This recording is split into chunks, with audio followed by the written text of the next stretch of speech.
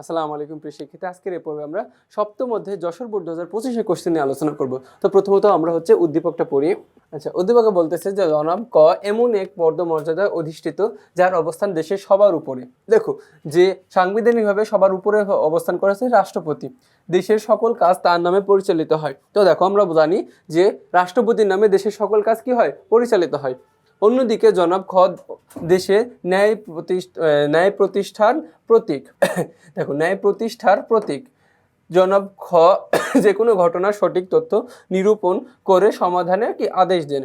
এখন ক বলতেছে যে স্থানীয় স্বায়ত্তশাসন কাকে বলে। খ হচ্ছে জেলা প্রশাসককে জেলা প্রশাসনের মধ্যমণি বলার কারণ কি ব্যাখ্যা করো। গ হচ্ছে জনাব ক এর ক্ষমতা ও কার্যাবলী ব্যাখ্যা করো। বলতেছে কি জনাব ক এর ক্ষমতা ও কার্যাবলী ব্যাখ্যা করতে বলতেছে। এরপর ঘ নম্বর কোশ্চেনটা, ঘ বলতেছে যে জনাব খ যে বিভাগের সদস্য সে বিভাগ দেশের ন্যায় প্রতিষ্ঠায় ভূমিকা রাখে বলে তুমি কি মনে করো।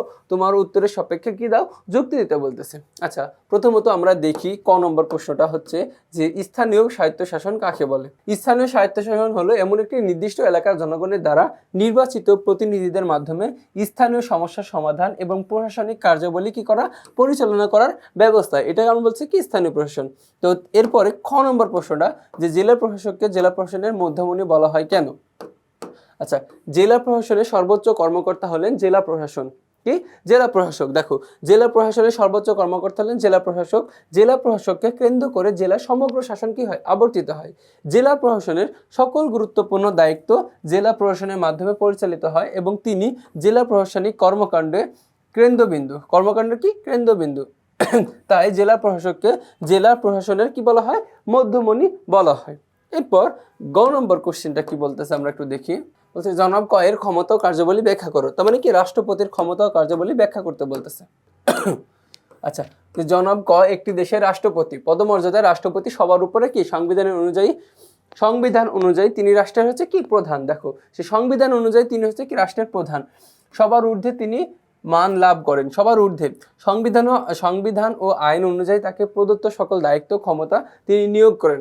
রাষ্ট্রপতির ক্ষমতা ও কার্যাবলীর নিচে আলোচনা করা হলো। 1 নম্বর যে প্রধানমন্ত্রী নিয়োগ এবং শাসন সংক্রান্ত ক্ষমতা ও কার্যাবলী। সংসদ নির্বাচনের পর রাষ্ট্রপতি সংখ্যাগরিষ্ঠ দলের নেতাকে প্রধানমন্ত্রী নিযুক্ত করেন। প্রধানমন্ত্রী নিয়োগের ক্ষেত্রে রাষ্ট্রপতি কারো পরামর্শ গ্রহণ করেন না। দেখো, প্রধানমন্ত্রী নিয়োগের ক্ষেত্রে রাষ্ট্রপতি কারো পরামর্শ গ্রহণ করে থাকেন না।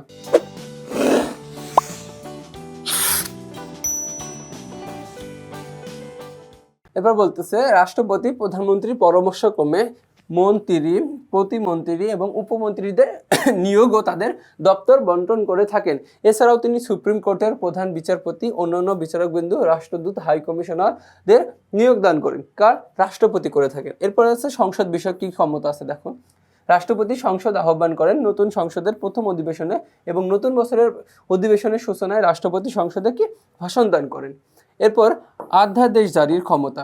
দেখো, অধ্যাদেশ জারি মানে কি, যে সংসদ ভেঙে গেলে বা অধিবেশন না থাকলে কোনো বিষয়ে দ্রুত ব্যবস্থা গ্রহণের প্রয়োজন হলে রাষ্ট্রপতি অধ্যাদেশ জারি করতে পারেন। এরপর 4 নম্বর, দেখো 4 নম্বর কি ক্ষমতা আছে, প্রধান বিচারপতি নিয়োগ এবং বিচার সংক্রান্ত কাজ। আচ্ছা, প্রধান বিচারপতির নিয়োগ, এই প্রধান বিচারপতি নিয়োগের ক্ষেত্রে তিনি কারো পরামর্শ গ্রহণ করে থাকেন না। বলতেছে রাষ্ট্রপতি সুপ্রিম কোর্টের প্রধান বিচারপতিকে নিয়োগ দেন। এক্ষেত্রে রাষ্ট্রপতি কারো পরামর্শ কি করে থাকেন না, গ্রহণ করে থাকেন না। এরপরে 5 নম্বরটা দেখো, 5 নম্বর হচ্ছে ক্ষমা প্রদর্শনের ক্ষমতা। কি ক্ষমা প্রদর্শনের ক্ষমতা আছে। রাষ্ট্রপতির ক্ষমতা রয়েছে যে কোনো দণ্ড মওকুফ এবং স্থগিত বা হ্রাস করবার ক্ষমতা রয়েছে। 6 নম্বর হচ্ছে প্রতিরক্ষা সংক্রান্ত ক্ষমতা। কোন প্রতিরক্ষা সংক্রান্ত, বাংলাদেশের প্রতিরক্ষা বিভাগ সময়ের অধিনায়কত্ব রাষ্ট্রপতির উপর ন্যস্ত। তিনি বহিরাক্রমণ মোকাবেলায় যে কোনো ধরনের প্রতিরক্ষা ব্যবস্থা কি করতে পারেন, গ্রহণ করতে পারেন। এরপরে আমাদের ঘ নম্বর কোশ্চেনটা দেখি। আচ্ছা, বলতেছে দেখো জনাব খ বিচার বিভাগের সদস্য। তাহলে কি আমরা উদ্দীপক অনুযায়ী জানলাম তিনি হচ্ছে কি বিচার বিভাগের সদস্য। বিচার বিভাগ দেশের ন্যায় প্রতিষ্ঠায় ভূমিকা রাখে বলে আমি মনে করি। উভয়ে উত্তরের সাপেক্ষে নিম্নে যুক্তি প্রদান করা হলো। দেখো, বিচার ব্যবস্থা একটি দেশের ন্যায় বিচারের মানদণ্ড। কি বললাম, বিচার ব্যবস্থা একটি দেশের ন্যায় বিচারের মানদণ্ড। বিচার বিভাগের ন্যায় নিরপেক্ষ বিচার ব্যবস্থা। বিচার বিভাগ ন্যায় ও নিরপেক্ষ বিচার ব্যবস্থা প্রতিষ্ঠার মাধ্যমে শাসন ব্যবস্থা গড়ে তোলে। কি যে শাসন ব্যবস্থাটা গড়ে তোলে সরকারের একটি গুরুত্বপূর্ণ বিভাগ হিসেবে এর ক্ষমতা ও কার্যপরিধি অত্যন্ত কি ব্যাপক। ন্যায় প্রতিষ্ঠায় বিচার বিভাগের কাজ।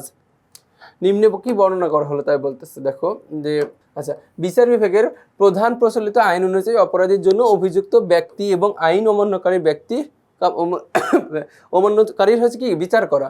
এরপর বলতেছে এক্ষেত্রে বিচারকগণ স্বাধীন এবং নিরপেক্ষভাবে আইন অনুযায়ী ন্যায় বিচার প্রতিষ্ঠা করেন। দেওয়ানি, ফৌজদারি এবং প্রভৃতি মামলার সত্য ঘটনা অনুসন্ধানের মাধ্যমে বিচার বিভাগ কি করে থাকে? অপরাধীকে শাস্তি প্রদান করে থাকে। বিচার বিভাগ গণতান্ত্রিক ব্যবস্থায় নাগরিকদের স্বাধীনতা রক্ষার ব্যবস্থা করে থাকে। ব্যক্তির মৌলিক অধিকার যাতে ক্ষুণ্ণ, দেখো যে মৌলিক অধিকার যাতে কি ক্ষুণ্ণ না হয় সেজন্য বিচার বিভাগ প্রয়োজনীয় সকল ব্যবস্থা গ্রহণ করতে পারে। সমাজে অপরাধী ব্যক্তির যথাযোগ্য আইন অনুযায়ী শাস্তি দিয়ে থাকেন। কি বলতেছে? আইন অনুযায়ী যথাযোগ্য কি দিয়ে থাকেন? শাস্তি দিয়ে থাকেন। একজন ব্যক্তি ন্যায় বিচার পেতে বিচার বিভাগ অত্যন্ত গুরুত্বপূর্ণ ভূমিকা কি পালন করেন। সুতরাং বলা যায় বিচার বিভাগ দেশের ন্যায় প্রতিষ্ঠায় গুরুত্বপূর্ণ ভূমিকা কি করে পালন করে রাখে। তো দেখো এরই মাধ্যমে আমরা কি এই বোর্ড কোশ্চেনটা সলভ করে ফেললাম। তো পরবর্তী তোমাদের সাথে আবার দেখা হবে। আসসালামু আলাইকুম।